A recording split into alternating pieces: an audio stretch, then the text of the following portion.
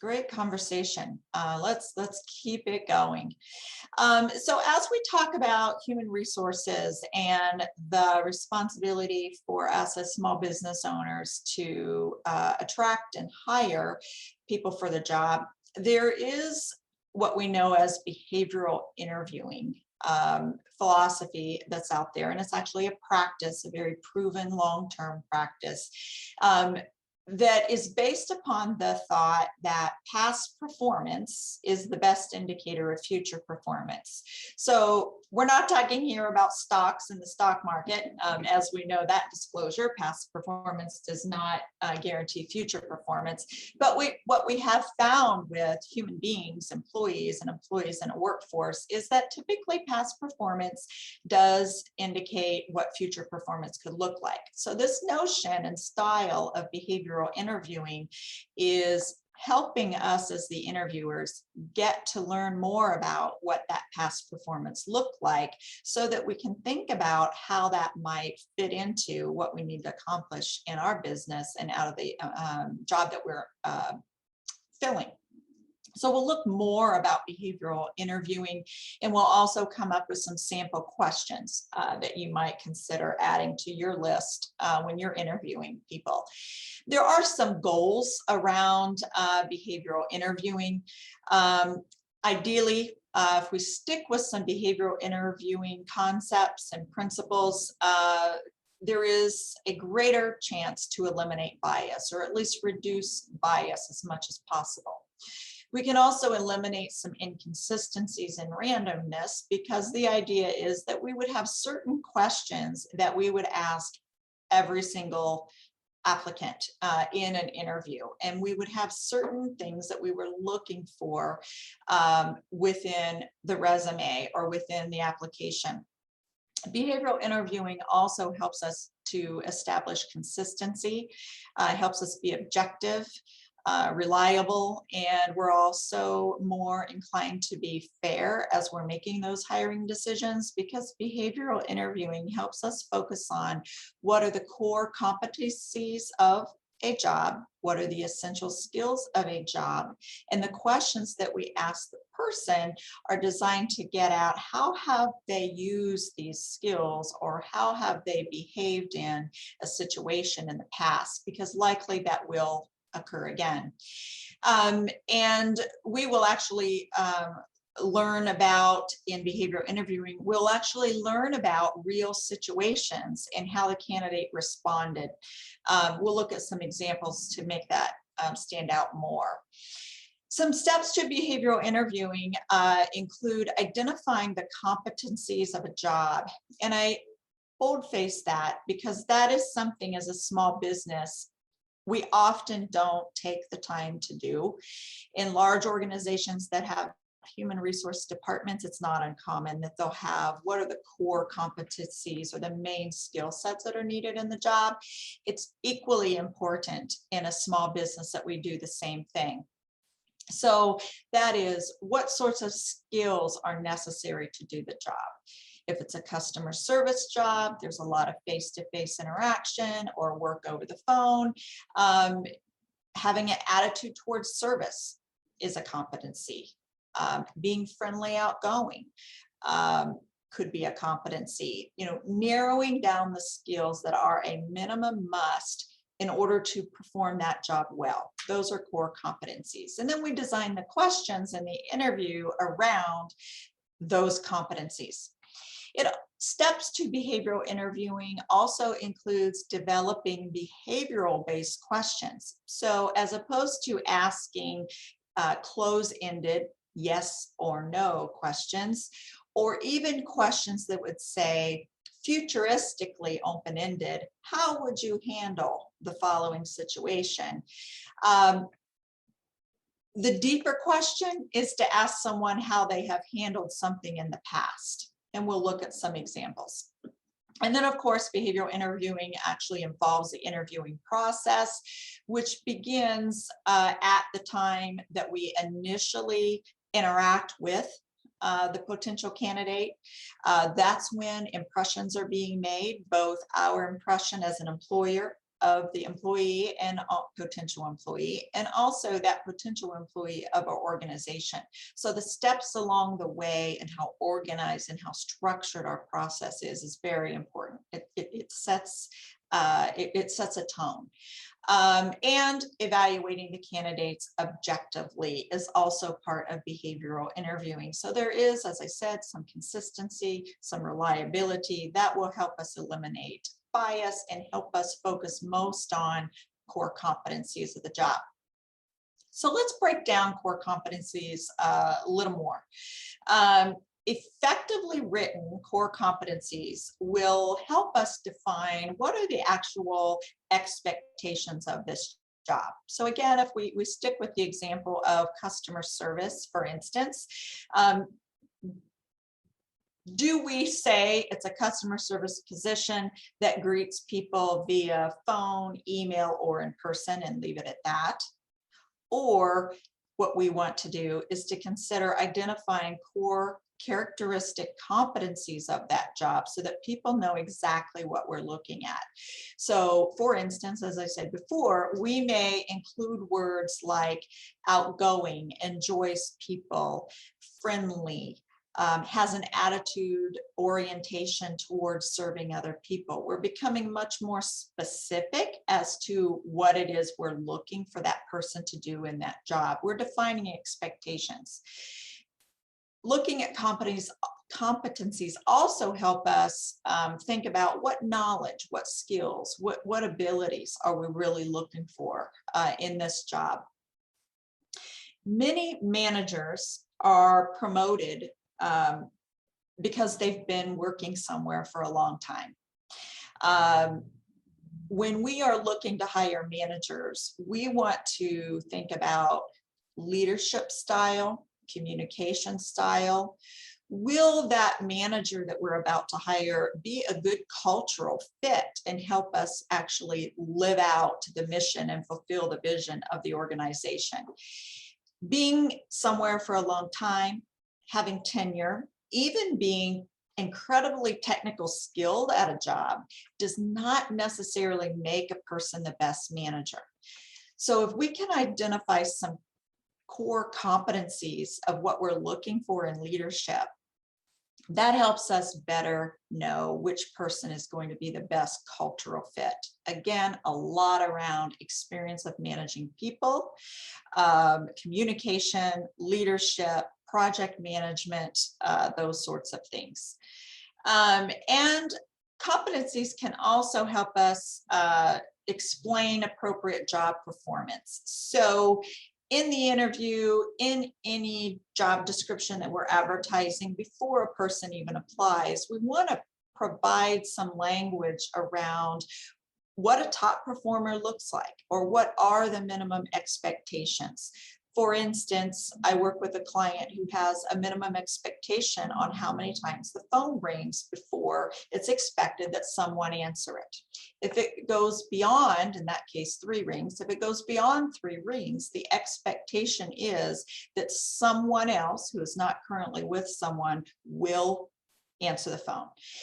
If that is an important factor of the job, and if that is something that you as a business owner find important and part of your image, get that in the job description. Talk about that early so that your candidates see that and can know that that's to the degree of behaviors and job performances that you're looking at.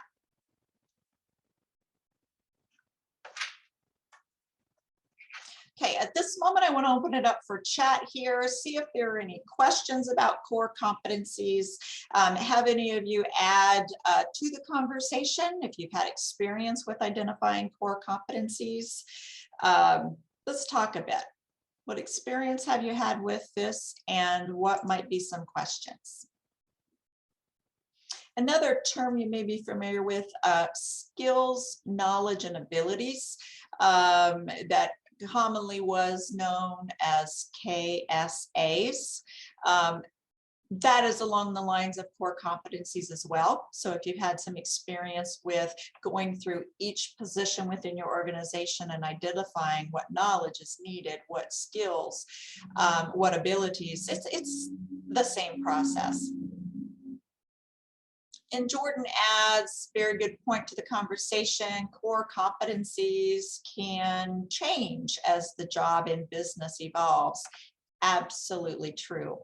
One of the things we are helping a client with in terms of their succession planning right now is exactly that. And that is, if we are going to have someone retire, there are pluses and there are minuses. We are going to lose some historical knowledge. A plus, however, could be, it's also an organic opportunity to look at the job and see what functions of the job are still relevant, not as relevant. Maybe we need to add functions to that job. So you are right. The competencies can change as the business evolves. And when we have an organic opportunity, be it retirement or be it an opening, that is a great time to sit down, look at that job description again, and think about what it is you really want and need out of that position so that you can identify your knowledge needs for skills and competencies. I would also add, so for most of us, we have very small businesses, and so emphasize, core competency being sort of flexibility, because you're often going to be called to do something that isn't necessarily in your job description because it needs done. And so, figuring out a way to put that makes sense for your company. Absolutely. Having a team-oriented person that's willing to roll up their sleeves and do anything, that could be a very good behavioral interview question, actually. So bring that back up if you would. When we come up with behavioral interview questions, there's three things that we're getting at that these questions should include. One would be an example of the behavior, an example of a product outcome, an example of delivery. Second would be an action, or how did a person actually handle that? And finally, what was the outcome? So to build on the great point that was just made, we're in a small business. We have job descriptions, but if trash needs to be taken out, I'm going to take the trash out regardless of my position. And I would look to team members to be willing and able to do the same thing. A behavioral interview question could be just that. To the candidate, we could say, tell us about a time when you pitched in and did something for your team just because it needed to be done. See how they answer. You're asking for a real life example. It also is good to explain to people early on in the process that you're looking for people to jump in and do anything and everything. I like to give candidates examples of things that I do as an owner. And I think that sets a good example for what I'd be looking at for anyone else to do. So here are some examples of some good behavioral-based questions. And I've built in a few minutes here for you to think of some on your own as well and share those. One, tell us about a time when you demonstrated leadership without being an official role of a leader. You can see how open-ended this question is. This is a question that someone could respond to from a work example, from a home example, from a community example. We really don't care, and it's intentional that it's open. What we're trying to get at is one's leadership skills and how they view their leadership skills in showing initiative, stepping up, speaking out, whatever their example may be. Another good one, describe a time when you did not agree with a coworker about something that was important to you and how you handled that situation. Oftentimes on these behavioral-based questions, we want to build in a little bit of time for people to think of the answer. I have had candidates, not so much in the past decade, but previous to the last decade, I've had candidates say, well, I'm really going to have to think about that. You're asking for an example. Yeah, take the time you need. I really want to get to know you, and examples help me. assess your abilities in this position or for this position. A third one, share a summary of the results of your last performance review and how that conversation went with your manager while you were going over it. This gets at a lot, doesn't it? We may have an applicant say, I've never had a performance evaluation. That's okay. We need to know that, because if we are a small business that does evaluate performance and or discuss performance improvement opportunities, we want to let people know coming in that that's something that we do. We are continually improving, and we have an open atmosphere of coaching one another and holding one another accountable. That would be important to know. Not a deal breaker on whether or not I would hire someone. It's not their fault if they haven't had a performance review. But it does caution me to make sure that I explain what that looks like in my organization. Talk about a time when something didn't go your way that you wanted. Talk about a time when something did not go the way you wanted and how you dealt with it. I imagine everyone can come up with some example of that. And by having that conversation with the applicant, we are finding real life examples of behavior, how actions played out, and also what was the outcome. We can tell a lot by the words that they choose. So at this point, let's assign a couple minutes and give some thought to what are some behavioral-based questions that you could ask a candidate in an interview to join your organization. And what I'll do to help you think through that is look back here. Answers to a behavioral interview question should include these three things: getting the candidate to think of a real-life example. What was the actual action, behavior that they did or demonstrated? And finally, what was the outcome? What was the end result?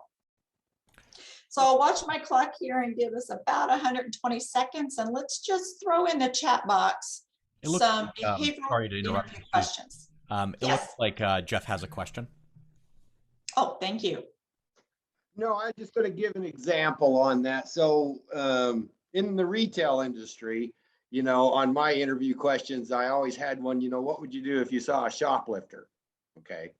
And the reactions that you get, because that's one of the hardest things one of your employees is going to have to do. So it was a good example on character. I could see. Yes, I could see that. And not all of us, you know, have had experience with shoplifters, but I would build on your question and go so far as to ask someone, in retail, have you ever had experience with a shoplifter? And if so, tell me what it's about, what it happened. And they may say, I haven't had that experience. I would then go in to say, well, how would you handle that? Because we've had some shoplifting here. Again, the idea is, as you say, get to the behavior of how someone has handled something, because that will likely predict that they will.